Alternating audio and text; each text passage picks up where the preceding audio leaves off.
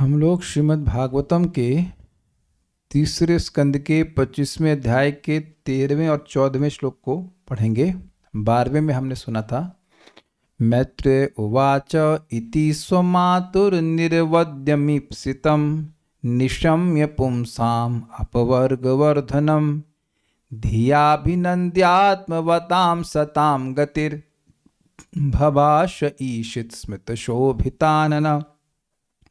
मैत्रेय मुनि ने कहा, इति इस प्रकार, स्वमातु अपनी माता के निर्वद्यम, निर्वद्य मतलब कल्मशहीन, सिंसियर, इप्सितम इच्छा को सुनकर, कैसी इच्छा, ऐसे प्रश्न कर रही थी जो कि पुंसाम अपवर्ग वर्धनम, मनुष्यों के लिए मोक्ष का में रुचि बढ़ाने वाले थे।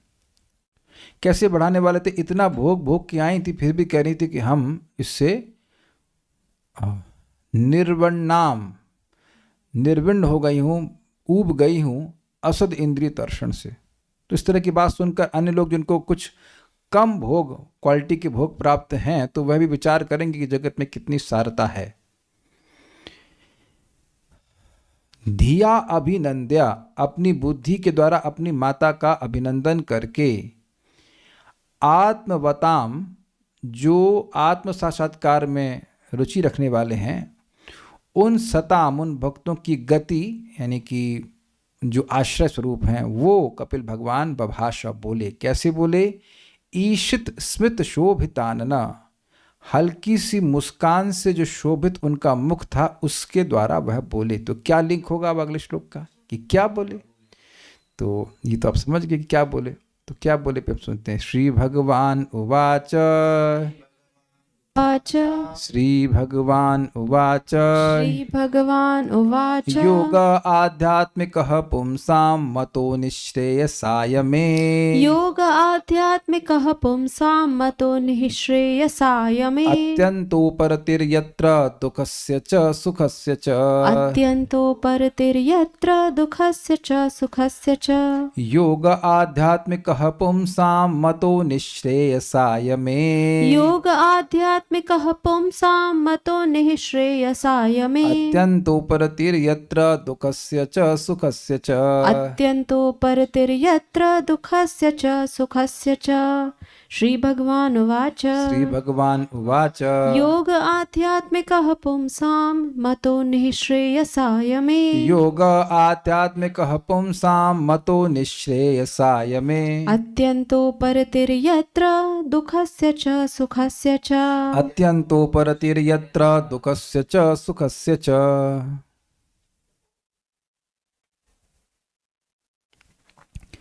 भगवान ने उत्तर दिया, जो योग पद्धति भगवान तथा व्यक्तिगत जीवात्मा को जोड़ती है, जो जीवात्मा के चरम लाभ के लिए है और जो भौतिक जगत में समस्त सुखों तथा दुखों से विरक्ति उत्पन्न करती है, वही सर्वोच्च योग पद्धति है। और वो सर्वोच्च योग पद्धति है भक्ति योग। श्री भगवान कपिल देव ने कहा, पुंसाम निःश्रेयसाय, मनुष्यों के परम कल्याण के लिए। इसको थोड़ा समझना होगा। श्रेयसाय, श्रेयसाय मतलब श्रेय के लिए। तो श्रेय क्या है? देखिए, एक है प्रेय और दूसरा है श्रेय। तो जो भी चीज, थोड़ी आवाज कम कीजिए इसकी, लेफ्ट से, हाँ, जो भी चीज टेम्परेरी है, भौतिक है, वह सब प्रेय में जाएगी। चाहे ब्रह्मलोक की प्राप्ति भी आप कर लीजिए।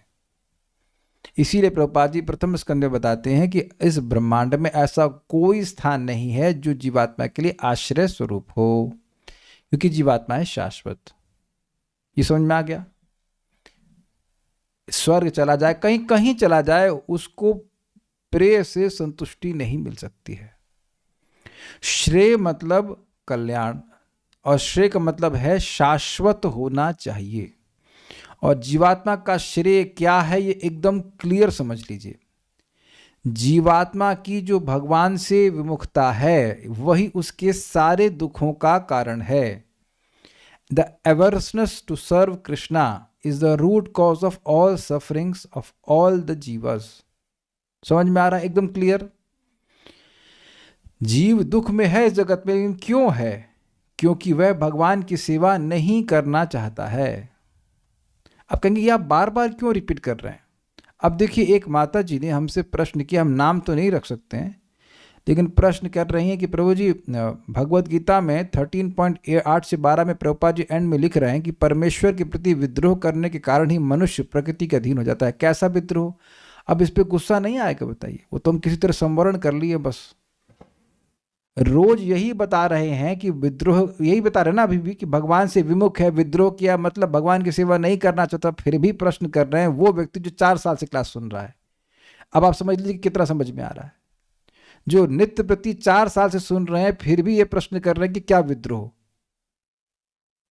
अरे माया इसीलिए तो पकड़ी हुई है कि भगवान की सेवा नहीं करना चाहता है, यही विद्रोह। विद्रोही जो मान लीजिए कोई विद्रोही है, किसी के प्रति विद्रोह करेगा तो उसकी सेवा करना चाहेगा? नहीं करना चाहेगा। क्या इतना भी समझना मुश्किल होता है? I was very astonished. फिर कहते हैं बुलक्कड़पन। अरे 4 साल से रोज एक ही बात बता रहे फिर भी बोल रहे, तो क्या अल्जाइमर हो गया है क्या? अब मेरे क्रोध को समझिए कि क्रोध का कारण क्या है, इतना तो समझ में आना चाहिए। I mean it's quite some time, is it not? ऐसा तो नहीं कि मेरी पूरा जीवन बीत जाएगा और एक भी बात कोई व्यक्ति ना समझ पाए। It has to be understood. हमारे जीवन की जो भी दुख है वो सभी केवल इस बात पे है कि हम भगवान से विद्रोह किए हुए हैं। A sense of awareness towards Krishna. तो श्रेय उसका आप समझ लीजिए कि मूल अगर ये दिक्कत है तो मूल फायदा क्या होगा? इस तरह से ड्राइव कीजिए। जब मूल जीवात्मा की दिक्कत ये है कि वह भगवान की सेवा नहीं करना चाहता है, तो अब मूल फायदा क्या होगा? ये सबसे बड़ा फायदा क्या होगा? बताइए, जल्दी से बताइए वेदवादिनी। भगवान की सेवा करने से उसको सबसे बड़ा लाभ होगा। हाँ बिल्कुल परफेक्ट। या भगवान के प्रति प्रेम जागृत हो जाए, भगवान की सेवा करने की वृत्ति जागृत हो जाए, ये है श्रेय। और ये इसलिए भी श्रेय है क्योंकि ये सेवा की वृत्ति शाश्वत है। आप सब जानते हैं, और अगर नहीं जानते तो जान लीजिए कि अब आपको भगवत धाम पहुंचना ही है, क्योंकि भक्ति में आ गए और भक्ति का जो भी आपने किया है भक्ति में वो कभी नष्ट नहीं हो सकता है। आप सब जानते हैं इस बात को। 2.40 भगवत गीता है, नेहा विक्रमनाशस्ति प्रत्यवायु न विद्यते इत्यादि।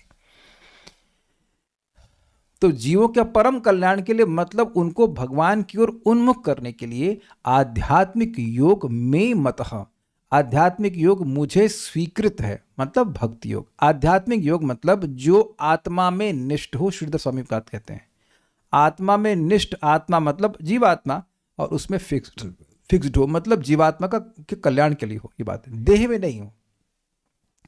कुछ धर्म देह के लिए होते हैं, जिससे देह का कल्याण होता है, धर्म अर्थ काम। इसमें आत्मा को क्या मिला? कुछ नहीं। तो समझ पाई मैंने क्या कहा? धर्म करेंगे उससे धन मिलेगा, उससे क्या मिलेगा? इंद्रिय तृप्ति। तो इंद्रिय तृप्ति की आत्मा को मिलती है, इंद्रिय तृप्ति देह को मिलती है। तो ये दैहिक धर्म हुआ, है कि नहीं? इसका तो आत्मा से संबंध नहीं है। तो आध्यात्मिक योग मतलब वह योग जो आत्मा में निष्ठ हो, अर्थात जीवात्मा में फिक्स्ड हो, वो जीवात्मा के कल्याण के लिए हो। वह में मतः, वह मुझे स्वीकृत है, आई अप्रूव ऑफ दिस। ये भगवान बोल रहे हैं। यत्र, जिस भक्ति योग में सुखस्य च दुखस्य अत्यंत उपरति ही, सुख की और दुख की सदा सदा के लिए निवृत्ति हो जाती है। अब ये लाइन समझना बड़ा अजीब से। भाई दुख की निवृत्ति होते तो आपका इश्तिहार हम मानते। वस्तुतः देखिए कि सारे इश्तिहार किस चीज़ के हैं। आप ये कोलगेट लगाइए और मुस्कुराइए जैसे वो आंटी मुस्कुरा रही हैं।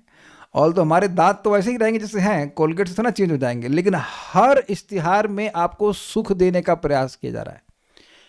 इश्तिहार विज्ञापन ये ना कि आपके दुख हट जाएंगे और आपके सुख मिल जाएगा। लेकिन अगर ये कहे कि आपका दुख तो हट जाएगा लेकिन आपका सुख भी हट जाएगा, तो कितने लोग स्वीकार करेंगे इसको? पहले सुन तो लीजिए आप।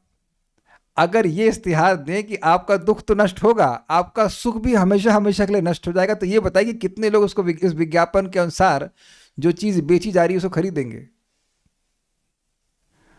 लेकिन अभी हम समझाएंगे आपको। देखिए फंडा क्या है बड़ा। यह हमने उसको देखा, सुखस्य दुखस्य होता तो समझ में आता। दुख हमेशा हमेशा के लिए नष्ट हो जाए और सुख भी नष्ट हो जाए।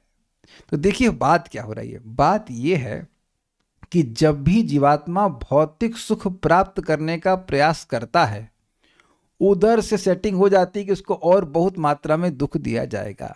प्रभुपाद एग्जाम्पल देते हैं कि दूध पीना बड़ा अच्छा लगता है, लेकिन आप उसके लिए गाय पालो, मतलब ट्रेडिशनल वे में गाय पालो, गाय को खिलाओ, गाय का पालन करो, इत्यादि इत्यादि, तो उसके पीछे बहुत बड़ा दुख है। या आजकल के अगर हम एग्जाम्पल लें तो मान लो एसी चलाना अच्छा लगता है, लेकिन एसी तो अब फ्री में नहीं चलता है, तो उसका बिजली का बिल देना पड़ेगा। सुंदर घर में रहना अच्छा लगता है, तो उसके लिए कितना परिश्रम होता है, व्यक्ति बनाता है, अरे बाप रे बाप, बहुत परिश्रम होता है। सुंदर वस्त्र पहनना चाहता है, ये सब सुख मानता है ना, खाने के लिए, देखने के लिए, ये सब चीज़ें जुटाता है, तो सोचता है सुख मिलेगा। सुख तो मिला बहुत थोड़ा, लेकिन उसके बदले में मिल गया बहुत सारा दुख। ये बात आप समझने का प्रयास करें। यहाँ सुख का मतलब वास्तविक सुख नहीं, जो इंद्रिय तृप्ति जनित सुख है उसकी बात कर रहे हैं। जैसे ही मैं भौतिक सुख प्राप्त करने का प्रयास करता हूं, सी ट्राई टू अंडरस्टैंड, जैसे ही मैं ये प्रयास कर रहा हूं मतलब मैं सुखी नहीं हूं। ये समझ में आया आपको? पहले अगर हम सुखी होते तो संतुष्ट होते, तो जैसे ही मैं भौतिक सुख प्राप्त करने का प्रयास कर रहा हूं, दैट इटसेल्फ इज माई असंतुष्टि। मैं अभी नोटिस किया, मतलब अभी परसों सुबह, कल सुबह की बात होगी, कोई भक्त से बात हो रही थी, मेरे मन में बस इतना आ गया कि थोड़ा बड़ा मकान होता तो हम और भक्त लोग आ जाते क्लास में। उन्होंने कहा भक्त तो वैसे भी जूम पे एडजस्ट हो जाते हैं, बैठ जाते हैं, सट के बैठ जाते हैं, कोई देखो सब लोग सट के बैठे हैं, कोई दिक्कत नहीं, एवरीवन इज कंफर्टेबली सिटिंग। कितना बड़ा मेरा घर है, देखिए कितने लोग हैं, 104 लोग आराम से बैठ गए क्लास में, कोई दिक्कत नहीं, everyone is nicely seated. But उस आधे घंटे तक आई वाज इन एंजाइटी, बनाना चाहिए, बनवाना चाहिए, लोन लेना चाहिए, all those thoughts were crossing my mind. उन्होंने कहा, फिर हमने कहा कुछ नहीं करना चाहिए, जहाँ बैठे हुए रहना चाहिए और क्लास सुनते रहना चाहिए। भगवान ने हमको घर दिया है जिसमें 300 लोग बैठ सकते हैं। भगवान ने बड़ी दया करके इस साल जूम की फीस कम कर दी है। 300 का प्लान एक भक्त ने स्पॉन्सर कर दिया, मात्र 24,000 में पूरे साल करो क्लास, 300 लोग आ सकते हैं। पहले आए तो सही। और घर में आने में कितनी, मतलब मैं एक इच्छा आ गई, although it was not for my personal need, but still कितना बवाल है भाई, कितना बवाल है उसमें। आप देखना, जब लास्ट टाइम कोई स्पेशल भौतिक इच्छा आई थी ना, तो बड़ा बड़ा मतलब परेशान हुए थे उसके लिए इमीडिएटली। एक तो बात ये है, और दूसरा बात ये कि जब व्यक्ति भोगता है तो उसके संग उसके एसोसिएटेड कोरोलरीज कहेंगे ना, क्या जो साथ में लगी दुख है, वो मिल जाएंगे उसको साथ में। तो इसलिए भौतिक सुख की उपरति मतलब भोग की इच्छा ही खत्म। तो जब वो इच्छा ही खत्म तो फिर दुख भी नहीं मिलेगा। I hope it is clear. तो दोनों का देखिए, पिछले शब्द में निश्रेय से ही समझ में आना चाहिए कि स्पिरिचुअल हैप्पीनेस की बात हो रही है। भगवान की सेवा की वृत्ति जब जीव में जागृत हो जाएगी तो वो असीमित सुख भोगेगा। लेकिन यहां जिस सुख की बात हो रही है वो है मन की अनुकूल वृत्ति और प्रतिकूल वृत्ति। मतलब कोई भौतिक चीज हमको जब अच्छी लगती है, उसके प्रति अनुकूल वृत्ति मन की हो जाती है, बहाव कह लीजिए, बहाव मन का, तो उसको अच्छा मानने लगते हैं। जैसे प्यासे होते हैं तो अब पानी दो, पानी दे दिया। अब मान लो कोई 20 लीटर पानी पीने के लिए कहे तो कहेंगे मारोगे क्या? तो वही पानी जिसके बिना मरे जा रहे थे उसी को बोलते हैं मारोगे क्या? तो वही वस्तु सुख की हो जाती है, वही वस्तु दुख के कारण बन जाती है। Is it okay? तो ये सुख और दुख जो है, ये मन की वृत्तियां, इससे निजात मिल जाएगा। बेसिकली मन के बंधन से हम मुक्त हो जाएंगे। ये जो भी भक्ति करेगा उसका सुख मन से नहीं आएगा, उसका सुख भगवान की सेवा से आएगा। I think this very clear. जो मन की पकड़ बनी हुई जीव की, वह उससे वह मुक्त हो जाएगा। बेसिकली सारी उसकी इच्छाएं समाप्त हो जाएंगी, भौतिक इच्छाएं। श्री भगवान उवाचा योग आध्यात्मिक पुंसाम। आध्यात्मिक योग जो मनुष्यों के लिए निःश्रेयसाय परम कल्याण के लिए मे मतः, वह मेरे द्वारा स्वीकृत है, अप्रूव्ड है। क्या होगा उससे कह रहे, अत्यंत उपरतिर यत्रा, जिस भक्ति योग में आत्यंतिक उपरति, आत्यंतिक मतलब जिसके हो जाने के बाद अब दोबारा दुख या सुख की उत्पन्न होने की संभावना नहीं है। दुखस्य च सुखस्य च, सुख और दुख की आत्यंतिक उपरति हो जाती है। उपरति मतलब शांत हो जाते हैं, खत्म हो जाते हैं। मतलब बेसिकली भौतिक कोई इच्छा रहेगी नहीं कुछ भोगने की, कुछ प्राप्त करने की जगत में। उपरत मीन सीज्ड होता है एक्चुअली। भावार्थ दीपिका, आध्यात्मिक पद का अर्थ है आत्मनिष्ठ, मतलब जीवात्मा में फिक्स्ड। वह योग जिसका संबंध जीवात्मा से होता है, ना कि जीवात्मा के देह से। ठीक है। यत्र अर्थात जिसमें अर्थात आत्म विषयक योग मनुष्यों को मुक्ति प्रदान करने वाला है। मुक्ति में सुख और दुख दोनों की निवृत्ति हो जाती है। तो मुक्ति मतलब मुक्ति हित्वा अन्यथा रूपेण स्वरूपेण अवस्थिति। क्लियर हो गया? मतलब मुक्ति का मतलब है जो हमने अन्यथा स्वरूप स्वीकार किए हैं, हम ये देह हैं, हम स्त्री हैं, पुरुष है, जो भाव रखा हुआ वो सब से छोड़ करके अपने स्वरूप श्री कृष्ण के सेवक के रूप में व्यक्ति स्थित हो जाए। I am simply a servant of Krishna, not the servant of Krishna. समझे? समझ गए ना? बहुत सारे भगवान के सेवक है, मैं भी एक सेवक हूं। खुश स्वराज्यम ऋच्छति, तब हम अपने आप साम्राज्य को प्राप्त कर लेते हैं। ये श्रीमद् भागवतम में 3रे स्कंद में ही आया था ब्रह्मा जी की प्रार्थना में कि जब हम अपने आप को भगवान के निकट उनके शाश्वत सेवक के रूप में देखने लग जाए, मतलब रियलाइजेशन हो जाए, तब आपने अपना साम्राज्य प्राप्त कर ले। नहीं तो हम खाली भिखारी की तरह डोल रहे हैं। डोल रहे हैं कि नहीं डोल रहे हैं? अपने आनंद को भूल करके व्यक्ति इंद्रिय जनित आनंद को इंपोर्ट कर रहा है। थोड़ा आंख भाई थोड़ा ला के देना सुख, थोड़ा कान ला के देना, कोई जीभ ला के देना, इस प्रकार से सुख इंपोर्ट कर रहा है, जबकि सुख तो भगवत सेवा में है और भी असीमित सुख है। ओके, सारार्थ दर्शनी। आध्यात्मिक अर्थात जीवात्मा निष्ठ, निष्ठ मतलब होता है फिक्स्ड, जो जीवात्मा में फिक्स्ड है, जो योग है वह निश्रेयसाय अर्थात परम मंगल का उपाय है।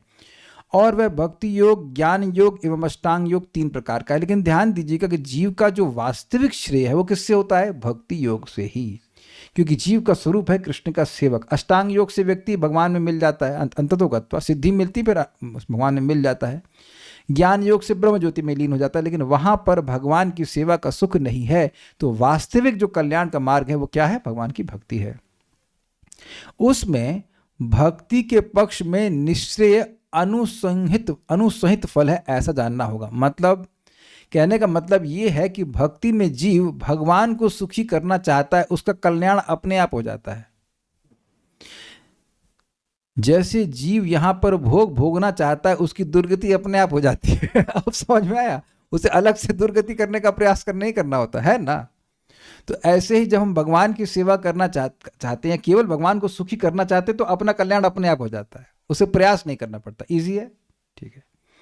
यत्र जहाँ इसको इजी नहीं हुआ, ये इजी नहीं हुआ, समझाता हूँ कैसे। बड़ा इजी है।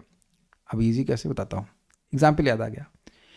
आप सब लोग तिलक लगाते हो, तो तिलक कहाँ लगाते हैं? माथे पर। देखिए तो सिंपल सी बात है। लेकिन माथे पे तिलक लगा रहे हैं और अब रिफ्लेक्शन के लिए क्या करते हैं आप लोग? तिलक आप माथे पे लगाते हैं तो जो उसका आपका प्रतिबिंब दिख रहा है उसमें भी तिलक लगता जाता है कि नहीं लगता? फिर से बोलिए, आपको समझ में आ गया? माइक पे बोलिए, क्या बोला आपने अभी? हाँ, वहाँ शीशे में नहीं लगाते हम अलग से, वो प्रतिबिंब अपने आप ही क्रिएट हो जाता है। Very good. और अब प्रतिबिंब को लगाने का प्रयास करे तो चढ़ जाएगा माथे पर? नहीं, बिल्कुल नहीं। तो ऐसे ही जब जीव अपने को संतुष्ट करना चाहेगा तो कभी संतुष्ट नहीं होगा, लेकिन भगवान को संतुष्ट करना चाहेगा तो अपने आप संतुष्ट हो जाएगा। यथा मुख श्री प्रहलाद महाराज कहते हैं। बहुत सुंदर उदाहरण है, बहुत सुंदर उदाहरण है। सबको समझ में आ गया? नेक्स्ट देखिए, समझ में आएगा और कुछ जीवन में अनुभव भी करना पड़ेगा। सुनने के बाद भी जरूरी नहीं है कि हमको तुरंत समझ में आ जाए। सो वन, देखिए मैं ये आक्षेप किसी पर नहीं कर रहा हूं, I am including my self. पढ़ाने और पढ़ने के बाद भी व्यक्ति फिर वही कार्य कर बैठ सकता है जो पूर्व के संस्कार की वजह से, जिसमें वह अपने को संतुष्ट करने का प्रयास करे, अपनी इंद्रियों को। और भक्ति करने से लाभ ये है कि व्यक्ति को दिखने लगता है कि जो प्रहलाद महाराज कह रहे थे वो सत्य है। भगवान को संतुष्ट किए बिना मैं संतुष्ट नहीं हो सकता। I was wrong again, I am wrong again. अब ये बात अलग है कि जिसको जितनी जल्दी समझ में आ जाएगा वो उतनी जल्दी सुखी हो जाएगा। ये जो भी हमारे प्लान हैं कि हम इस तरह से सुखी हो जाएंगे, वो कभी काम किए ही नहीं है, किसी के भी नहीं काम किए। अनादिकाल से जो भी जीव भगवान से विमुख होकर के सुखी होने का प्रयास कर रहे हैं, वो वही वाली स्थिति होगी जो तिलक लगा रहे मिरर के ऊपर। बेवकूफी है।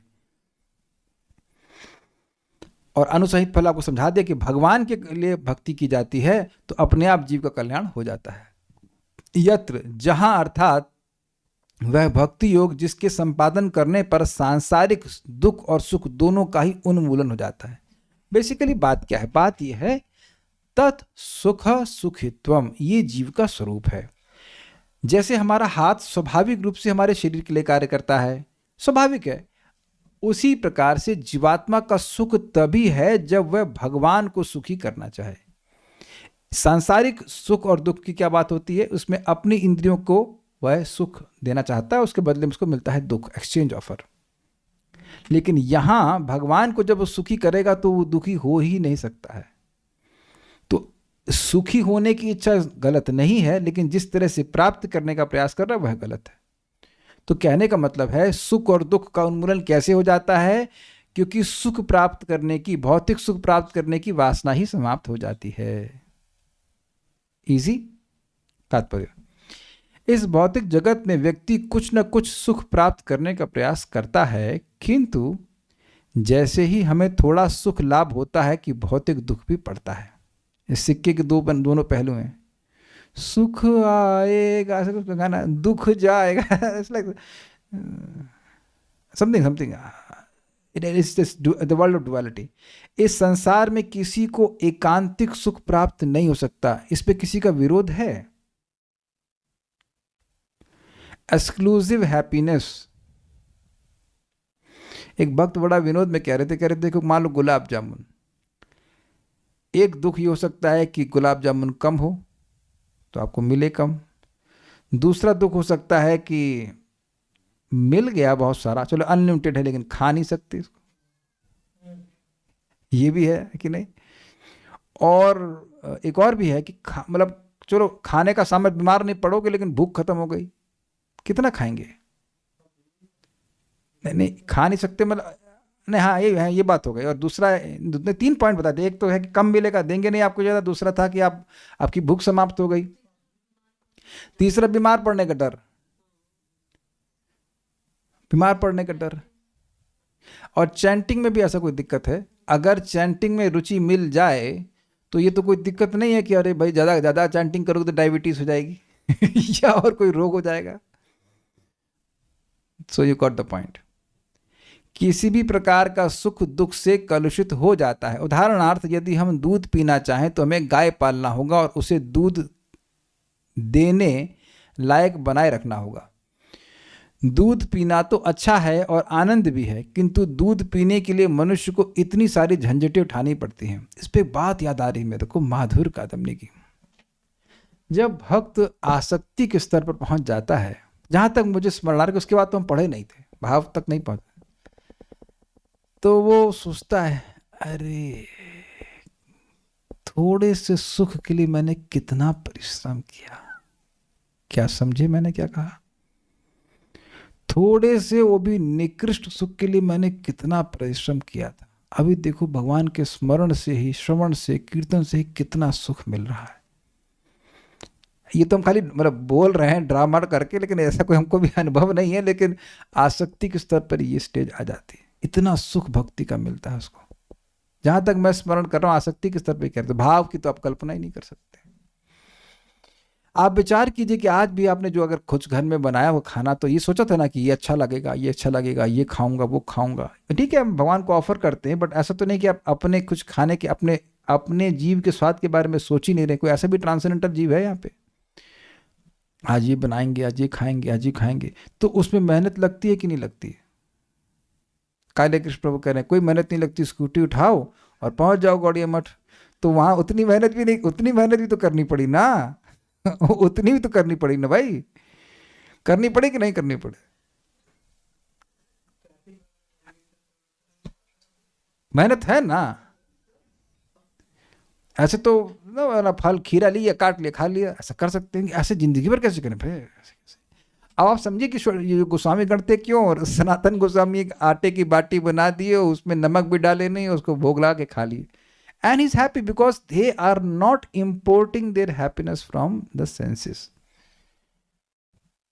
इसी ये सब बात सुन करके व्यक्ति को भक्ति की तपस्या करने के लिए उत्साहित रहना चाहिए, जितना हो जाए, जितना आगे बढ़ जाए इस जीवन में। लेकिन जब स्थिति को पहुंच जाएंगे भक्ति की, वाई 16, वाई नॉट 16,000, तब आप क्या सोचेंगे? ये क्या भौतिक सुख है? कुछ नहीं है।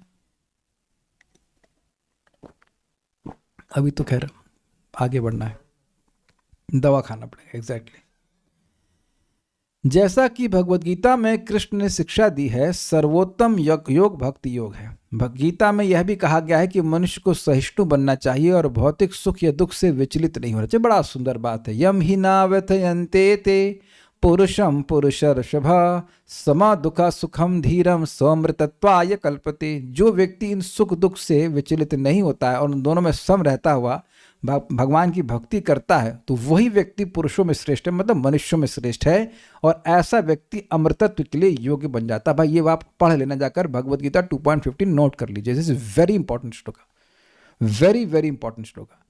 इस जगत में सभी के लिए सुख और दुख आएगा, ये नोट कर लीजिए। भक्ति करने से कुछ कम नहीं होता है। मतलब कहो कि आपको बुखार नहीं हो, जुकाम नहीं हो, या हड्डी में दर्द ना हो, या और कुछ ना हो, ऐसा नहीं होने वाला है। लेकिन जो आपके पास सामर्थ्य भक्ति करके ये आएगा कि दोनों जगह आप सम रहोगे। You will be able to tolerate and continue with your Krishna consciousness. ये है नाम जप का फायदा। ऐसा नहीं कि जगत का स्वरूप चेंज हो जाएगा। अभी ठंड लग रही तो ठंड लगी रही, ऐसा तो नहीं कि हम चैंटिंग कर रहे तो स्वेटर नहीं पहनेंगे। लेकिन जीवन में आप देखेंगे कि ये जो सुख दुख हैं, जो भी है, वो आपको वैसे प्रभावित नहीं कर पाएंगे जैसा कि अन्य लोगों को बाहर करते हैं। ठीक है, ये बात बोलना। निस्संदेह मनुष्य यह कह सकता है कि वह सुख से विचलित नहीं होता। किसको सुख खराब लगता है, किंतु उसे यह पता नहीं कि तथा कथित सुख भोगने के बाद दुख आएगा। यही भौतिक जगत का नियम है। वैसे आप सूक्ष्म रूप से विचार कीजिए तो सुख से भी लोग विचलित होते हैं। कैसे? सुखेषु विगत स्पृहा। तो सामान्यतः लोगों को जब सुख मिलता है तो उनके हृदय में स्पृहा आ जाती है। वो विचलन हुआ कि नहीं? प्रभुपाद यहाँ कहना चाहते हैं कि सुख तो किसी को बुरा नहीं लगता, उस अर्थ में कहने कि विचलित नहीं होते हैं। सुख को सहन नहीं करना पड़ता है। लेकिन आप विचार करें तो सुख में भी एक प्रॉब्लम आ जाती है कि ये सुख मुझे दोबारा मिले। अगर भोजन अच्छा मिला घर में तो व्यक्ति को स्पृहा हो जाती है कि कल भी सुबह भी अच्छा मिलेगा। कौन कह सकता है कि सुबह अगर शाम को अच्छा मिलेगा तो सुबह मिला है तो सुबह अच्छा ही मिलेगा या मिलेगा भी, या नमक तेज नहीं होगा? नहीं, ऐसा नहीं कि हमारे घर में हुआ। हम बता रहे हैं कि आप कौन माता जी कह सकती हैं कि शाम को अच्छा बना लिया है आपने तो सुबह खाना अच्छा ही बनाएंगी with all the due good intentions. This not possible. लेकिन लोग फ्रस्ट्रेट होते हैं कि नहीं? क्योंकि मन में स्पृहा आती है कि आज जैसा सुख है आगे भी हो, और ये बहुत बड़ा विचलन का कारण बन जाता है। आज मैं जैसे स्वस्थ रह रहा हूँ, सब कुछ हूँ, आगे भी ऐसा हो। कैसे आप कह सकते हो? सुख मिलता है तो उस सुख की स्पृहा भी होने लगती है। उस तरह से सुख हमें आसक्त करता है, विचलित करता है। मैं एक अलग एंगल बता रहा हूँ। लेकिन जो प्रभुपाद कह रहे हैं कि सुख को व्यक्ति को सहन नहीं करना पड़ता। Mostly they welcome, all of us welcome that. अच्छा मिल रहा है, अच्छा खाने को मिल रहा है, सब पहनने को मिल रहा है तो अच्छा लगता है। लेकिन समझना ये होगा कि आज भौतिक सुख मिल रहा है, लेकिन उसके संग बाद में कोई ना कोई दुख मिलेगा। ये जगत का स्वरूप ही है। ये लूप लगा हुआ, ये बात कह रहे हैं। भगवान कपिल कहते हैं कि योग पद्धति आत्मा का विज्ञान है, आत्मा के संबंध में है। एक बड़ी इंपॉर्टेंट बात है, वो योग है ही नहीं जिसका संबंध आत्मा से हो ही नहीं। ये समझ लीजिएगा। कोई भी सो कॉल्ड योग है जिसमें आत्मा का संबंध नहीं है, वो योग नहीं है। That is not a yoga. It is something else but not yoga. हम लोग जो एक्सरसाइज वगैरह कर लेते हैं और शरीर को ठीक रखने के लिए, उसका संबंध आत्मा से नहीं है। व्यायाम कह सकते हैं उसको, योगा नहीं। योगा मीन्स ज्वाइनिंग ऑफ आत्मा विद परमात्मा। मनुष्य योग का अभ्यास आध्यात्मिक पद की पूर्णता प्राप्त करने के लिए करता है, स्पष्ट है। इसमें भौतिक सुख या दुख का प्रश्न नहीं उठता, यह दिव्य होता है। अंततः भगवान कपिल बताएंगे कि वह किस तरह दिव्य हैं, किंतु यहाँ पर प्रारंभिक प्रस्तावना दी गई है। तो अब यहाँ पर बोल रहे हैं कि मैं वही योग बताऊंगा जो मैंने पहले ऋषियों को बताया था। तमिमं ते प्रवक्ष्यामि यमवोचं पुराणघे। तमिमं ते प्रवक्ष्यामि तमवोचं पुराणघे। तम नहीं, यम है।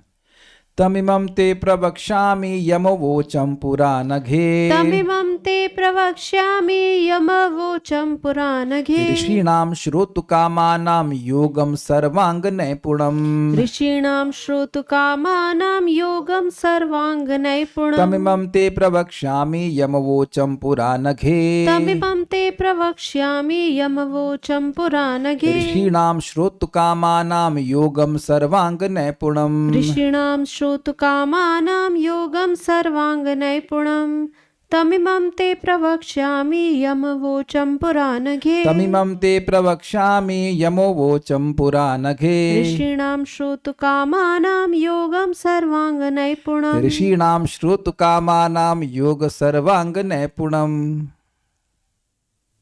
हे परम पवित्र माता मतलब अनघे निष्पाप, अब मैं आपको नई प्राचीन योग नहीं वही प्राचीन योग पद्धति समझाऊंगा जिसे मैंने पहले महान ऋषियों को समझाया था। यही हर प्रकार से उपयोगी एवं व्यवहारिक है। बड़ी इंटरेस्टिंग बात है यहाँ पे कि नई बात नहीं बतानी होती है, कोई नया मंत्र नहीं देना होता है। वही मंत्र जो चला आ रहा है उपनिषद से आ रहा वही देना होता है।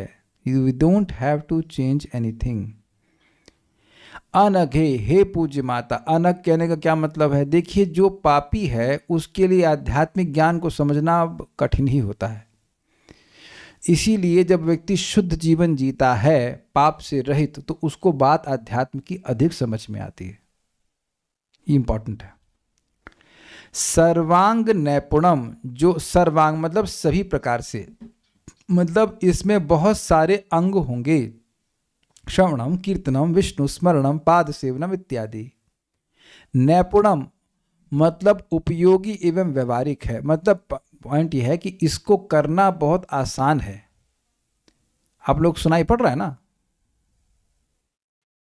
अभी प्रश्न मैंने क्यों किया? सुनने में क्या मेहनत हो रही है आप लोगों को? अब मैं कहूं सब लोग इंक्लूडिंग माई सेल्फ, हम लोग अब आधे घंटे शीर्षासन करेंगे। That's a question mark. क्यों? कुछ समझ में आ गया? दोनों में अंतर आ गया समझ में आपको? आप लोग 15 मिनट अनुलोम विलोम करके देख लेना 15 मिनट करना भारी हो जाता है।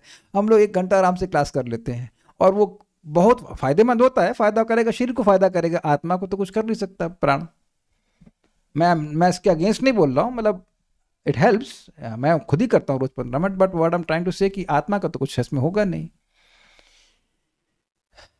तो ये बड़ा व्यवहारिक है, मतलब करने में आसान है। तो भक्ति योग हो गया। ज्ञान योग तो करना बड़ा मुश्किल है, और अष्टांग योग भी। और दूसरा क्या? उपयोगी है, मतलब it will be effective, easy and effective. ये नैपुण्य का अर्थ हो गया। समझ आ गया? सुनता है, बोलना है, कीर्तन करना, प्रसाद ग्रहण करना, ये तो भक्ति योग में करते हैं ना। ये बात है। यम योगम, जिस योग को मैंने पूरा पहले ऋषि नाम अर्थात नारद आदि ऋषियों से श्रोतु कामा नाम उनकी सुनने की इच्छा होने पर अवोचम अर्थात कहा था। इमम ते प्रवक्ष्यामि, अब उसे आपसे कहूंगा।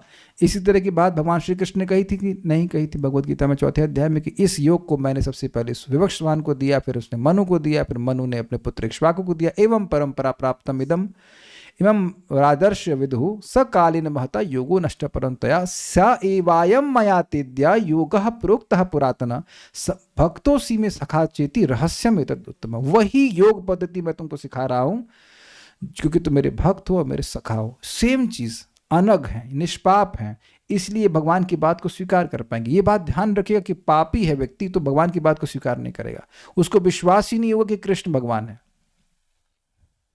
प्रयोग करके देख लीजिएगा, कुछ नहीं है तो दिमाग में कुछ नहीं है, लेकिन बोले कुछ नहीं, भगवान कुछ नहीं, निराकार निराकार। तम उसको, इमम इसको, उसको इसको, उसको मतलब जो मैंने कहा था, और इमम मतलब जो कह रहा हूं, समझे? तम इमम ते प्रविक्ष्यामि, मैं तुमसे कहूंगा, कहने जा रहा हूं, कहूंगा। यम जिसको, उसको, इसको और जिसको ये सब उसी को इंगित कर रहा है जो बोलने वाले हैं। तम मतलब जो बोला था, इमम जो ये बोल रहे हैं, और यम मतलब जिसको समझ में आ गया? यम उवोचम पुराण, जिसको मैंने पहले हे निष्पाप माता बोला था। किसको बोला था? ऋषि नाम। काहे बोले थे? श्रोत्र कामान, क्योंकि वो सुनना चाहते। ये बहुत ज्यादा मजेदार बात है। क्या मजेदार बात है? देखिए, जब कथा सुनने की इच्छा होती है तब कथा में मजा आता है। किसी को मजा आया बात समझ करके, सुन करके? If a person doesn't want to hear, चाहे कथा कितना हो अच्छी बोली जाए, उसको मजा नहीं आएगा, क्योंकि सुनना नहीं चाहता है। ये हाथ मत खड़ा कीजिए, दर्द होगा हाथ। How long? ना ना ना, just simple, this very subtle point. शुश्रूषोषद ध्यानस्य वासुदेव कथा रुचि। हमको भी रिसेंटली ये मालूम चला, मतलब आई जस्ट नोटिस्ड चक्रवर्ती पाद की टीका में। शुश्रूषो, श्रद्ध ध्यान, श्रद्धा होनी चाहिए। शुश्रूषो, सुनने की इच्छा होनी चाहिए। वासुदेव कथा रुचि, तो भगवान की कथा में रुचि तभी होगी जब सुनने की इच्छा होगी। तो जब सुनने की इच्छा हो तभी किसी को बोलिए, नहीं तो मत बोलिए, इट्स वेस्ट ऑफ टाइम।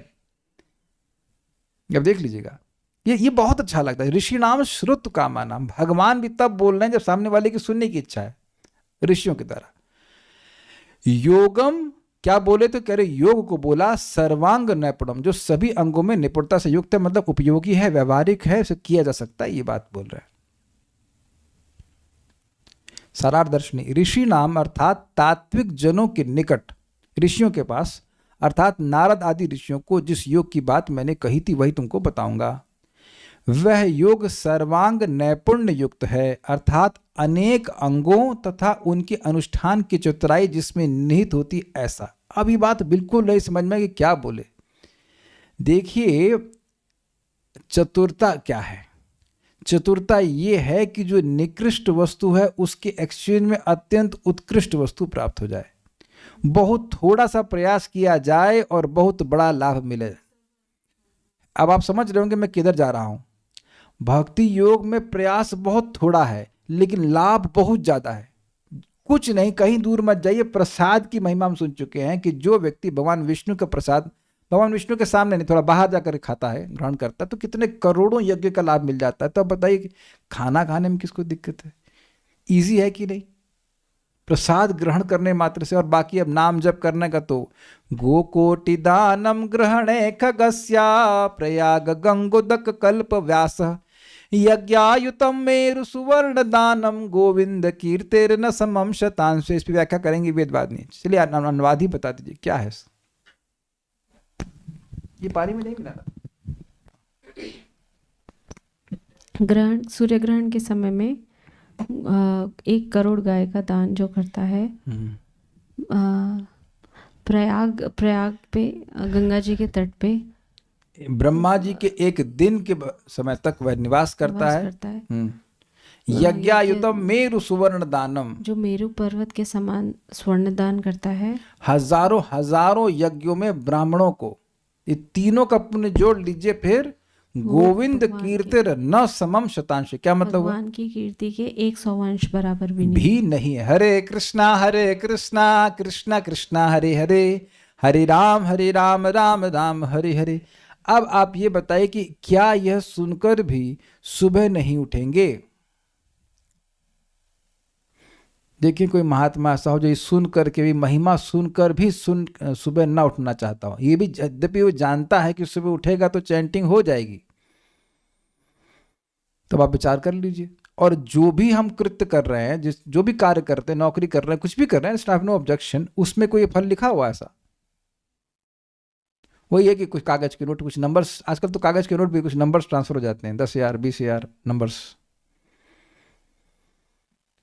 तो नंबर की ही बात कर रहे हैं। जब नंबर ही कमा रहे तो कमाइए नंबर। करोड़ों करोड़ों गायों का दान, तो कितने जीरो होंगे जरा जोड़ लीजिएगा।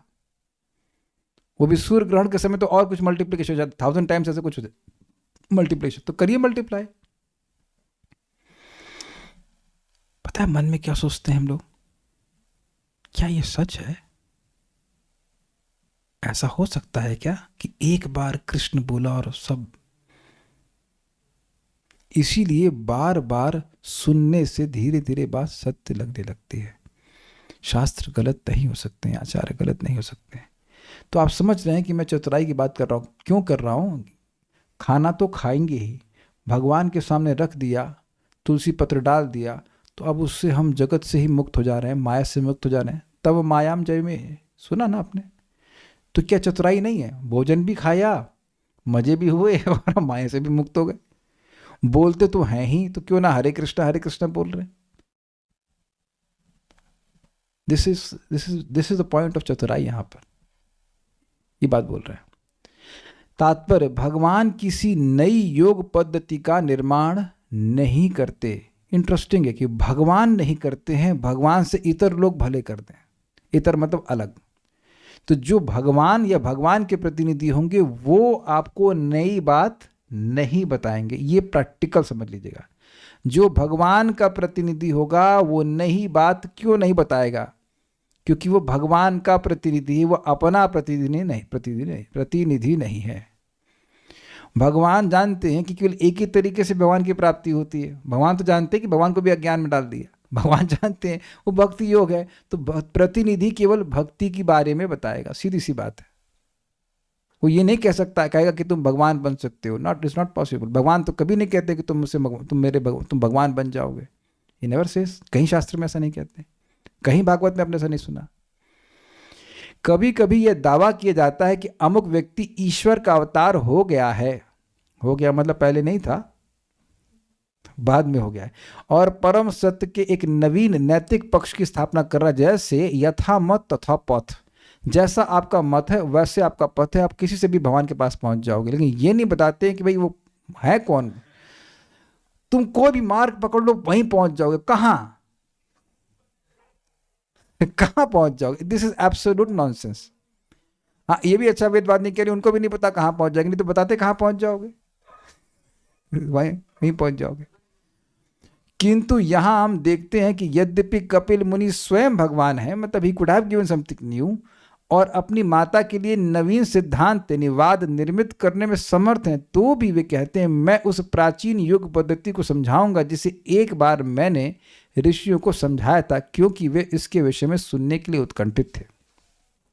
जब हमारे पास वैदिक शास्त्रों में पहले से सर्वश्रेष्ठ विधि उपलब्ध है, तो फिर नई पद्धति के गढ़ने और भोली भाली जनता को गुमराह करने की क्या आवश्यकता है? एक हमारे स्टूडेंट थे, वो हरे कृष्ण मंत्र कर रहे थे, बाद में वो चेंज कर दी। तो हमने कहा कोई जरूरत क्या थी, इसमें क्या दोष दिख रहा है? हरे कृष्ण मंत्र के 10 दोष बताइए। 10 अपराध तो आपने सुने होंगे, 10 दोष बता दीजिए। कोई कहेगा बड़ा लंबा है, कोई कहेगा बड़ा छोटा है। And this is not really some fault.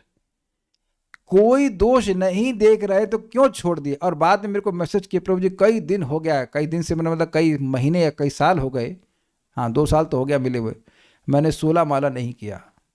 उसने, मैं अफर्मेशन नहीं दे रहा हूँ, उसने नहीं किया। इसका मतलब है कि वो उस सुख का अनुभव करते थे, संतुष्टि का अनुभव करते थे जब हरे कृष्ण मंत्र कर रहे हैं। भाई महाप्रभु महाबदन्याय हैं, उन्हें कोई श्रेष्ठ चीज देनी होती तो उससे श्रेष्ठ दे दिए होते। He is not holding any, क्या कहते हैं, नो होल्ड्स बार्ड। वो कुछ रेस्ट्रिक्शन नहीं डाल रहे हैं। यहा हो तो सर्व सिद्धि हो तुम्हारे। स्पष्ट रूप से हरे कृष्ण मंत्र चेतन भागवत में, पुराणों में, उपनिषद में, तो क्यों चेंज किया जाए? आप लोग ऐसा कह रहे हैं, अब सोच रहे हैं मैं इतना एम्फेसिस क्यों कर रहा हूं? क्योंकि बहुत से इस्कॉन के भक्त अब दूसरे मंत्र जाकर स्वीकार कर रहे हैं। इसका मतलब है कि हरे कृष्ण मंत्र में कोई कमी है, यही ना सोच रहे हैं वो। अब ये बहुत बड़ा ज्ञान सूचित करता है। भाई देखिए, एक बात आप नोट कर लीजिए, कोई भी आध्यात्मिक प्रोसीजर जो प्रमाणिक है वो धीरे धीरे ही कार्य करेगा। आप चाहे कहीं मार सर, हम क्षमा कीजिएगा शब्द इस्तेमाल कर ले, हम चाहे हम लोग, मैं चाहे कहीं सर मार लूं, आप कहो कि कोई शॉर्टकट तरीका है, वो असंभव है। ऐसा नहीं होता है। कारण, क्योंकि कुछ चीजें हैं जिनको चेंज होने में समय लगता है। हमारा चित्त जो है वो निर्गुण होने में समय लगेगा ही, चाहे कुछ कर लीजिए। इसी रूप गोस्वामी जी कह रहे हैं, उत्साह, निश्चय, धैर्य रखना ही पड़ेगा। ऐसा नहीं कि हम मंत्र चेंज करते रहेंगे, गुरु चेंज करते रहेंगे तो हमें सिद्धि मिल जाएगी, बल्कि और सिद्धि में लेट हो जाएगा। It doesn't work like that. हाँ भाई, कल मैं कहूँ कि कल आप लोग 10 किलो वजन बढ़ा लीजिए, बढ़ा लेंगे, एक ही दिन में 10 किलो वजन बढ़ जाता है? ऐसा तो ना होता है। ये स्वयं ब्रह्मा जी बोल रहे हैं कि इति षोडशकम नाम कली कलमश नाशनम न तत्परत्र उपाय सर्ववेदेषु दृश्यते। सब श्लोक जानते होंगे कि ये 16 नामों का महामंत्र, इससे श्रेष्ठ उपाय वेद में नहीं है भाई। तो अब काहे चेंज किया जाए? It really kind of frustrates me. Why people have to change that? क्या दुख लग रहा है उनको, क्या कठिनाई लग रही है? श्री कृष्ण संकीर्तनम परम विजयते। श्री कृष्ण संकीर्तनम, श्री मतलब राधा रानी और कृष्ण मतलब कृष्ण, वो संकीर्तन जिसमें राधा कृष्ण दोनों का नाम आए। महाप्रभु बता रहे हैं कि नहीं, हम अपने मन से तो कुछ नहीं कह रहे। श्री कृष्णा संकीर्तनम, so you should chant the names which also have names of Radha Rani, also names of Krishna. Hare Krishna Hare Krishna, simple. सारा शास्त्र का प्रमाण होने के बाद भी कुछ नई बात सीखना है, बहुत आश्चर्य हमको लगता है। नहीं किसी को कुछ मिला हो तो अलग बात है, जब आपको मिल गया हरे कृष्ण मंत्र, प्रभुपाद जी मिल गए, तब क्यों जाते हैं इधर से उधर, हमको नहीं समझ में आता।